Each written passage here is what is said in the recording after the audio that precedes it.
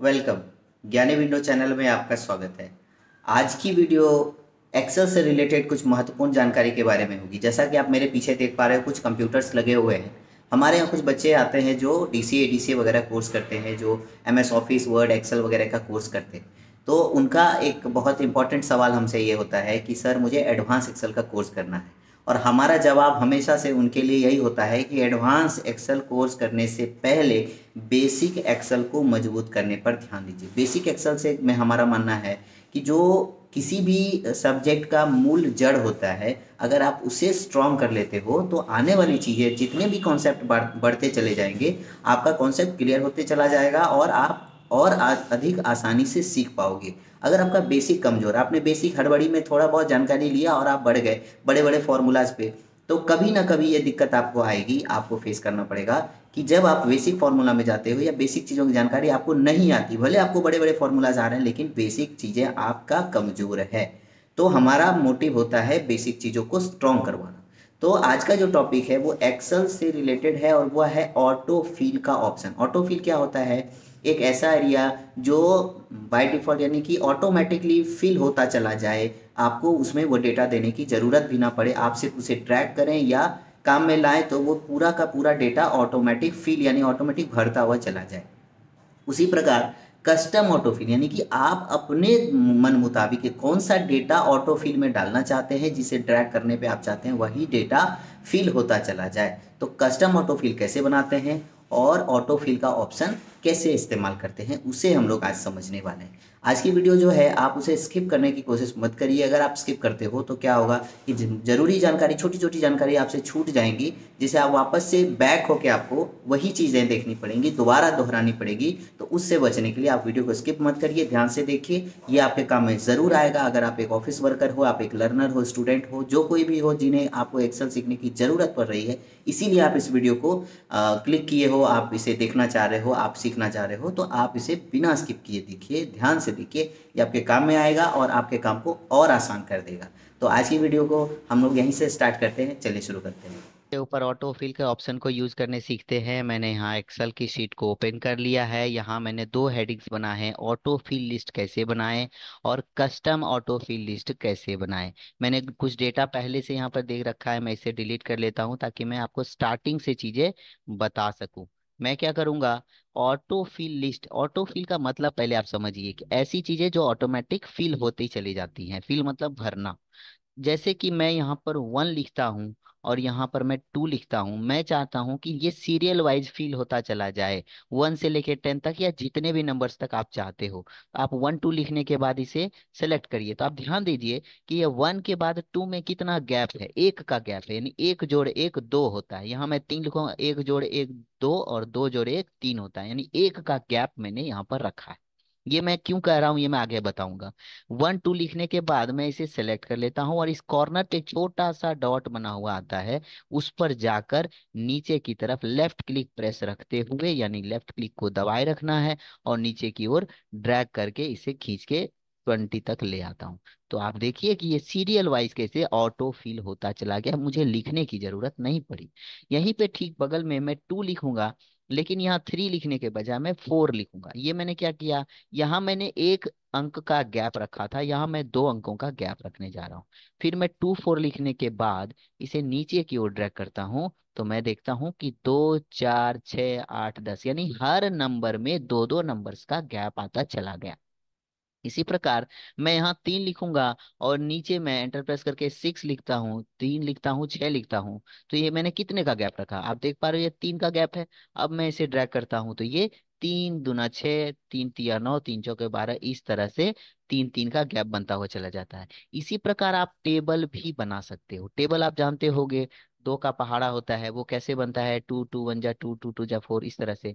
मैं यहाँ पे क्या करूंगा, यहाँ पे 2 लिखूंगा, मैं सॉरी यहाँ मैं 1 लिख लेता हूँ और इसे मैं इस तरफ ड्रैग करूंगा। 1 लिखने के बाद क्या आता है, 2 आता है, 2 लिखने के बाद क्या आता है, 3 आता है। तो इस तरह मैं सेलेक्ट करके मैं इसे हॉरिजॉन्टली ड्रैग कर लेता हूँ। हॉरिजॉन्टली ड्रैग करने से क्या होगा, ये 1 से 7 तक आ रहा है, और भी मैं ड्रैग करूंगा तो 10 तक भी आ सकता है।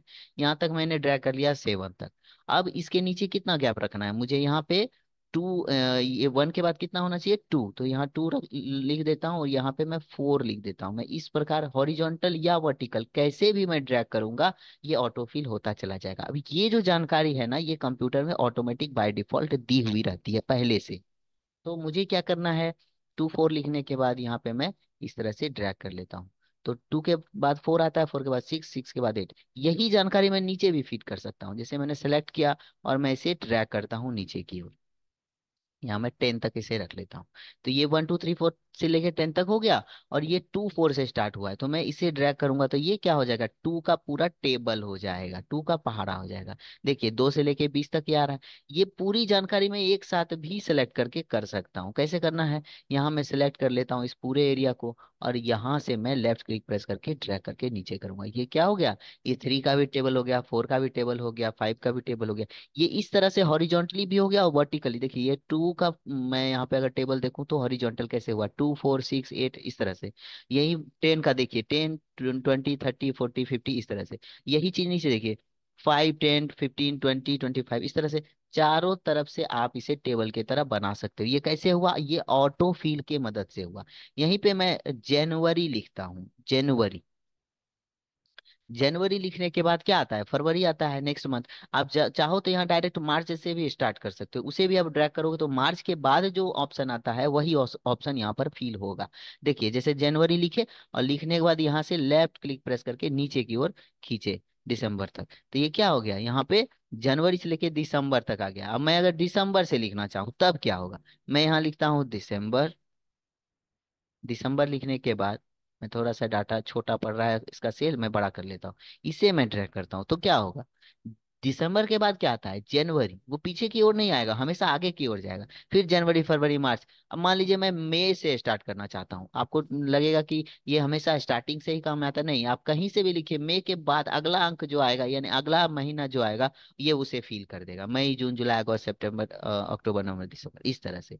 यही चीज आप संडे मंडे में भी इस्तेमाल कर सकते हैं। अब आपको लगेगा कि ये जानकारी क्या सब चीजों पे चलती है, नहीं, ये चीजें ऑलरेडी कंप्यूटर में फिल की गई है, ऑटो फिल के ऑप्शन में डाल दिया गया है, उसके मेमोरी में डाल दिया गया है कि संडे के बाद मंडे आना चाहिए, मंडे के बाद ट्यूसडे। अगर आप इसे गलत टाइप करके डाल दोगे तो गलत डेटा ही यहाँ पर शो करेगा। संडे लिखने के बाद मैं इसे ड्रैग करूंगा नीचे की ओर, ऑटो फिल करूंगा, ऑटो फिल करने से क्या हो रहा है, संडे मंडे ट्यूसडे। अब मैं यहाँ से मैं चाहता हूँ कि जो है मैं फ्राइडे से स्टार्ट करूँ, तो फ्राइडे के बाद क्या आता है, फ्राइडे के बाद सैटरडे आता है। फ्राइडे लिखने के बाद मैं जैसे ही इसे ड्रैग करता हूँ तो मैं देखता हूँ कि ये फ्राइडे के बाद सैटरडे संडे, ये सीरियल वाइज डाटा को फिल किया। अब ये जानकारी ना कंप्यूटर में पहले से दी गई है, लैपटॉप में पहले से दी गई है।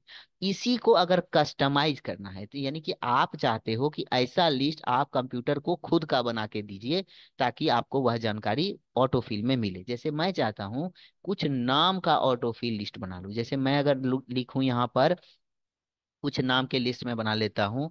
जैसे यहाँ मैं पूजा लिख लूँ, यहाँ मैं आकांक्षा लिख लूँ, यहाँ मैं राकेश, राजेश, मैं एंटर प्रेस करके नीचे आना भूल गया था, राकेश, राजेश होना चाहिए यहाँ पे, राजेश, मोहन, मुरारी इस तरह। तो ये मैंने क्या किया, कुछ नामों का लिस्ट बना लिया। नाम का लिस्ट मैं ये चाहता हूँ यही नाम सीरियल वाइज है। मैंने पहले नंबर पे क्या लिखा है, पूजा, फिर आकांक्षा। अगर मैं चाहूँ कि इसी का एक लिस्ट तैयार हो और जब भी मैं पूजा लिखूं और नीचे ड्रैग करूं तो उसके बाद आकांक्षा अवश्य आ जाए, राकेश का नाम आ जाए, राजेश का, सबका नाम जो है वह रिपीट हो जाए, कैसे होगा। तो इसके लिए आप दो ऑप्शन कर सकते हो। पहला, आप चले जाओ इसे सेलेक्ट करके चले जाओ इस ऑप्शन में, इसका नाम है ऑफिस बटन। ऑफिस बटन में जब आप जाओगे ना तो यहाँ पर एक एक्सेल का ऑप्शन आपको दिखाई देगा। एक्सेल ऑप्शन में जाओगे तो कुछ एडिट करने का इस तरह का डायलॉग बॉक्स खुल के आएगा। इसे मैं थोड़ा साइड कर लेता हूँ आपको दिखाने के लिए ताकि आपको चीजें क्लियर दिखाई दे। मैं थोड़ा सा स्क्रीन को जूम कर लेता हूँ, मैं इसे कैंसिल करके थोड़ा सा स्क्रीन को जूम कर लेता हूँ ताकि सब चीज आपको क्लियर दिखाई दे। एक्सेल का ऑप्शन में मैं गया, इसे मैं ड्रॉप डाउन को इधर ले आता हूँ डायलॉग बॉक्स को, और यहाँ बगल में लगा देता हूँ ताकि आपको देखने में आसानी।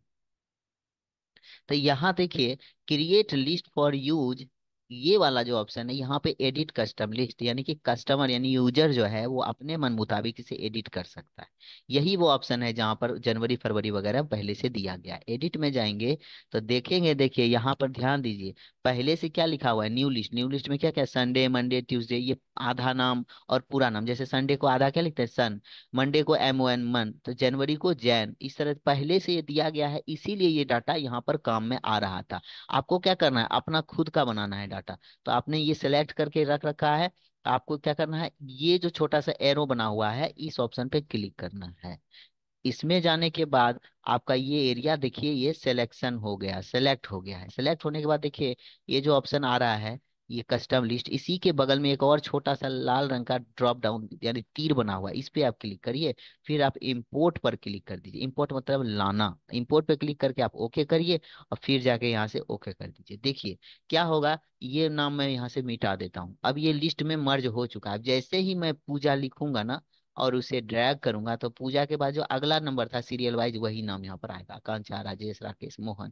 जैसे मुरारी तक कंप्लीट हुआ, मुरारी लास्ट नाम था, उसके बाद पूजा नाम फिर से स्टार्ट हो गया। अब यही चीज इसमें है कि बीच से कोई नाम ले लेते हैं। जैसे मैंने सीरियल वाइज नहीं लेके बीच से कोई नाम उठा लिया, तब क्या होगा, राकेश के बाद अगला नाम क्या था, राजेश का। देखिए यहाँ राजेश आ गया, मोहन, मुरारी, पूजा, आकांक्षा रिपीट हो गया। तो इस तरह से आप अपना कस्टम ऑटोफिल लिस्ट, मान लीजिए कि आप कोई डाटा पे काम करते हो, बार बार आपको डाटा में नाम भरने की जरूरत पड़ती है, तो आप क्या करिए कि आप अपना एक कस्टम ऑटोफिल लिस्ट बना लीजिए। कुछ नामों का लिस्ट ऑटोमेटिक उसमें फिल करके आप एक से ज्यादा नाम का भी बना सकते हैं। यानी कि एक से ज्यादा लिस्ट भी आप अपना खुद का बना सकते हैं। या कोई और चीज का, जैसे कोई सामान का लिस्ट है, बार बार आपको वो सामान का लिस्ट भरना पड़ता है, क्या करिए, तो आप कस्टम ऑटोफिल में जाइए और सीरियल वाइज सारे सामान का नाम भर के रख दीजिए। जब भी आप सामान का नाम भर के रख देंगे, मैं आपको करके ही दिखाता हूँ। जैसे मैं यहाँ लिख देता हूँ कीबोर्ड, फिर लिख देता हूँ माउस, फिर लिख देता हूँ वायर, फिर लिख देता हूँ मॉनिटर। मैं इन सभी सामान का मैं चाहता हूँ कुछ ये बन जाए। अब माफ कीजिएगा, यहाँ पे माउस का स्पेलिंग गलत हो गया है। Mouse, keyboard, mouse, monitor, CPU, UPS, मैं इन सभी का एक लिस्ट बनाना चाहता। मैंने एक तरीका तो आपको बताया सेलेक्ट करके, यही चीज चाहता हूँ कि मैं सेलेक्ट ना करूँ और वहां पर ही आ जाए। कैसे होगा, इनको मैं यहाँ से पहले हटा लेता हूँ, चला जाता हूँ डायरेक्ट एक्सेल ऑप्शन में बिना कोई डाटा सेलेक्ट किए और कस्टम लिस्ट में चला जाता हूँ। यहाँ पे लिस्ट एंट्री में ये जो नया बनाना है हमको, यहाँ पे इधर नहीं आना है, आपको इधर आना है। ये जो बना हुआ रखा है ये उसमें देखिए, अभी मैंने पूजा वाला ऐड किया, इसमें आ गया। इसमें आना है आपको, यहाँ आपको टाइप करना है कीबोर्ड, कॉमा, यहाँ कॉमा देना होगा आपको, ताकि जो है वो फर्क समझ सके अलग अलग शब्दों में। कीबोर्ड, माउस, CPU, मैं जो भी सीरियल वाइज यहाँ लिखूंगा वही सीरियल वहां पे आएगा नंबर। उसके बाद मॉनिटर, फिर वायर, फिर एक और बढ़ा देता हूँ ब्लूटूथ। ये सभी मैंने वो कॉमा लगा के लगा दिया है। अब मैं ऐड कर दूंगा, ऐड करते देखिए ये यहाँ पे आसानी से आ गया। फिर आपको यहाँ से ओके करना है, कोई इंपोर्ट करने की जरूरत आपको नहीं पड़ेगी, दोनों तरीका आप सीख गए। अब जैसे ही मैं यहाँ लिखूंगा माउस या कोई भी नंबर बीच में से ले लिया, मैं इसे ड्रैग करूंगा तो मैं देखूंगा कि माउस, CPU, UPS, मॉनिटर, जितने भी मैंने नाम डाले थे वो सभी यहाँ पर आ गए। इससे कितना काम आसान हो जाएगा, आप सोचिए कि आप कोई डाटा बनाते हो, बार बार आपको लिखना पड़ता है, तो आप जाएंगे आराम से अपना कस्टम ऑटो फिल लिस्ट बनाकर इसे यूज में ले आएंगे। ठीक है, आज की वीडियो में इतना ही रखते हैं। अगला वीडियो फिर किसी नए बेसिक एक्सेल कोर्स के बारे में होगा जो आपके काम को आसान करेगा। और आपको वीडियो पसंद आए तो लाइक जरूर करिए, क्योंकि मैं भी एक यूट्यूब में नया हूं और मैं चाहता हूं कि लोगों को जब मेरी वीडियो पसंद आए तो उसे लाइक जरूर करे। और कुछ अच्छा लगे तो कमेंट भी करे, कोई डाउट रहे तो उसके बारे में भी कमेंट करे, क्योंकि अगर आप लाइक करोगे तो उससे मुझे थोड़ा मोटिवेशन मिलेगा और वीडियो बनाने का मन करेगा, ताकि मैं और नॉलेज आपके साथ शेयर कर सकूं। तो आज के लिए हम लोग इतना ही रखते हैं। Thank you.